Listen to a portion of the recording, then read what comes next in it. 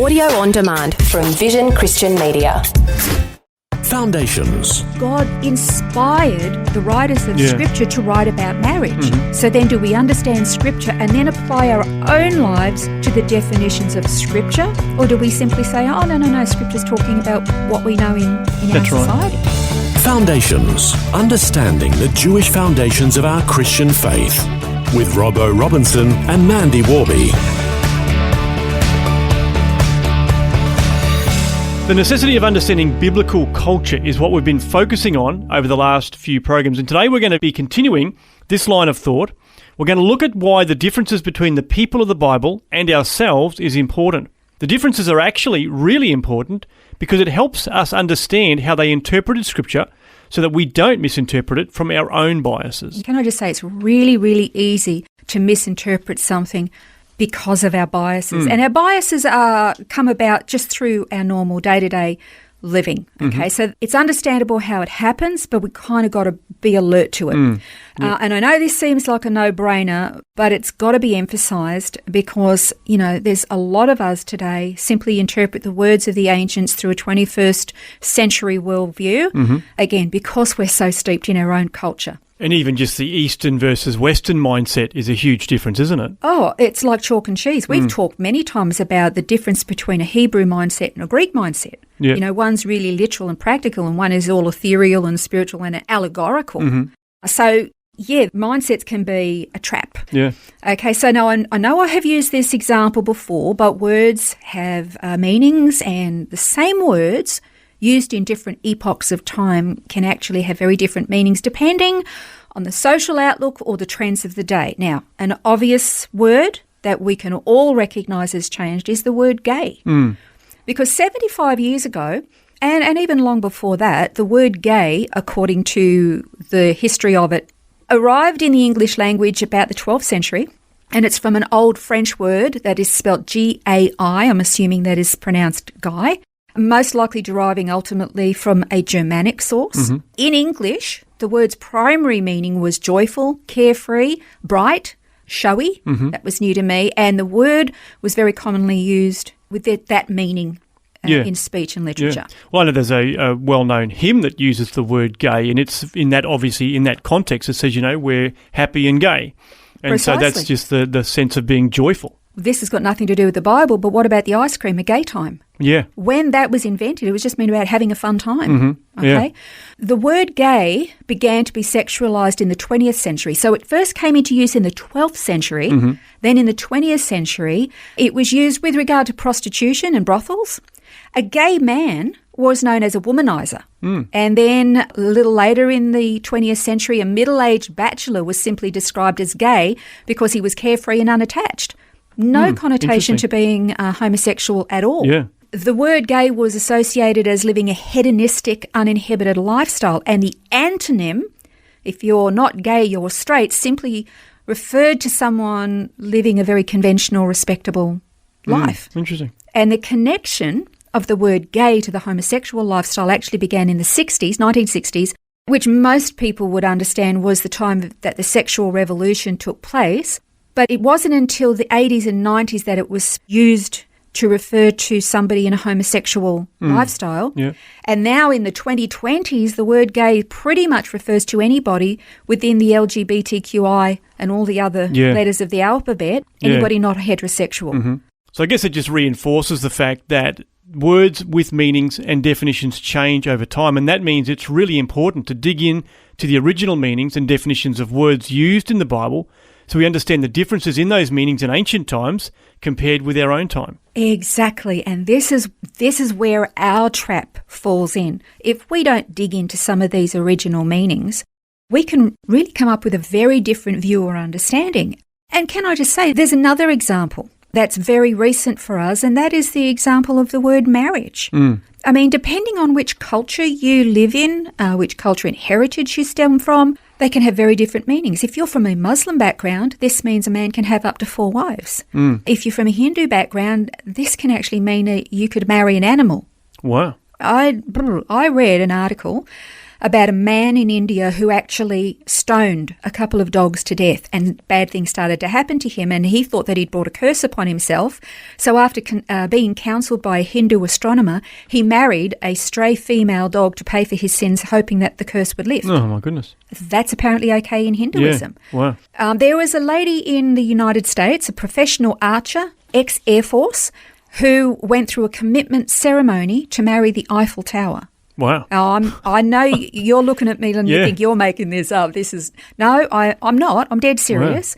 Wow. The attraction to objects is known as objectum sexualis. It's a clinical condition, apparently. And after the ceremony, this lady changed her last name to Eiffel, since she is now married to the Eiffel Tower. It's not a marriage recognised by the French, but she did try to get citizenship. I'm not joking. She also claimed to have a 20-year relationship with the Berlin Wall. And I'm not joking. The problem is this is tragic, but it becomes an acceptable. Some of us, we're going, oh, you're joking, this couldn't happen. Yeah, it is. And then it becomes normalised. Well, that's it. And where we would often, say let's go back 100 years, we'd say marriage is between one man and one woman entered into for life.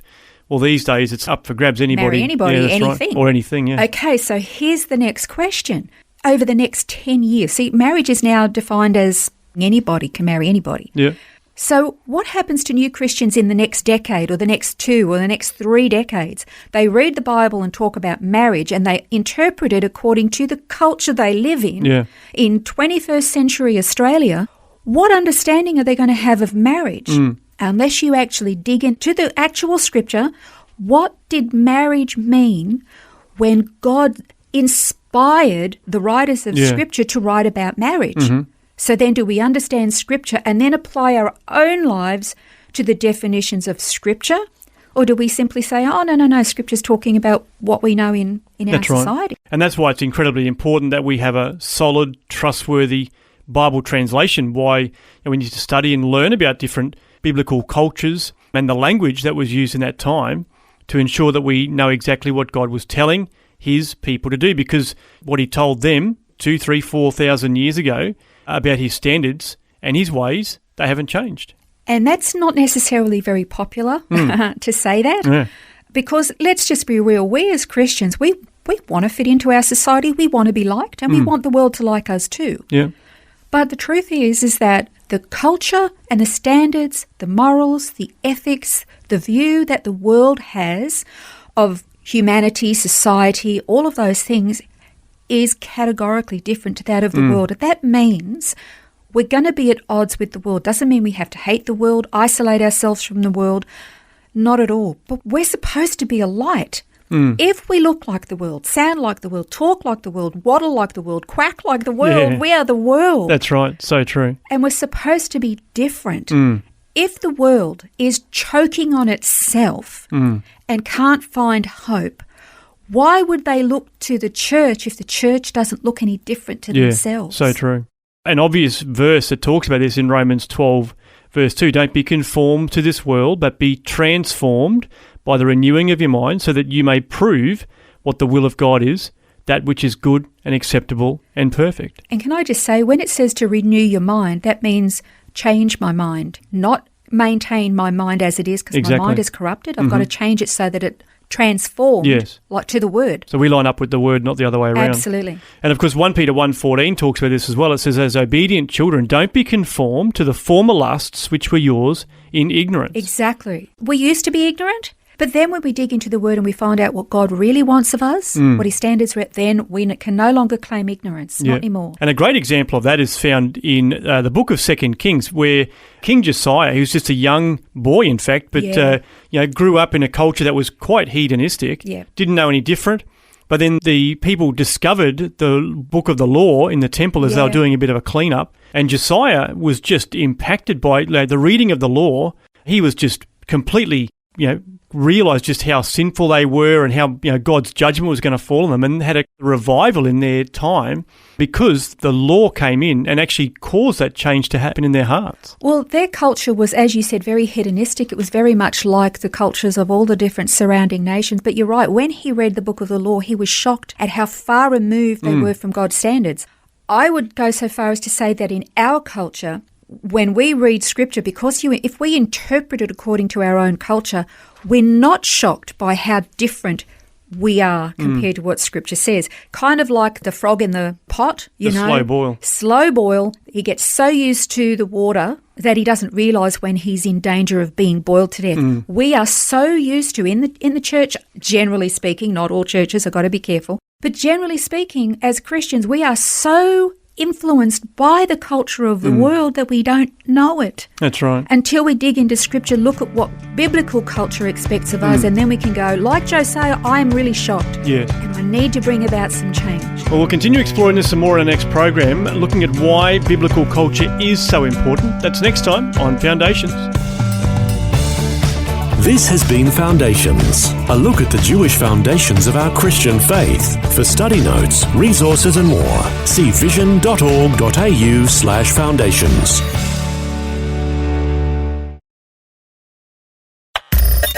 Thanks for taking time to listen to this audio on demand from Vision Christian Media. To find out more about us, go to vision.org.au.